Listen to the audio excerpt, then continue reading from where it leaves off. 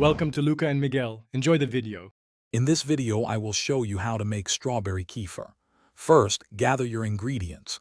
You'll need about 1 cup of fresh, ripe strawberries hulled and sliced.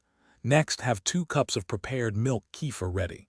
For sweetness, prepare 1 to 2 tablespoons of sugar or maple syrup.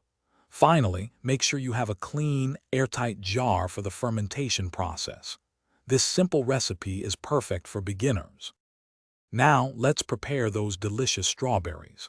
Start by gently washing and hulling about 1 cup of fresh berries. Then, slice them into small, manageable pieces. You can muddle these sliced strawberries lightly in a bowl to help release their natural juices and enhance the flavor. This simple preparation ensures your kefir will be infused with a wonderful strawberry essence. Next, it's time to combine everything. Carefully add your muddled strawberries to the clean, airtight jar. Pour in the 2 cups of prepared milk kefir. Now, stir in 1 to 2 tablespoons of your preferred sweetener, like sugar or maple syrup, to taste. Seal the jar tightly and let it ferment at room temperature for 6 to 24 hours, depending on your desired tanginess.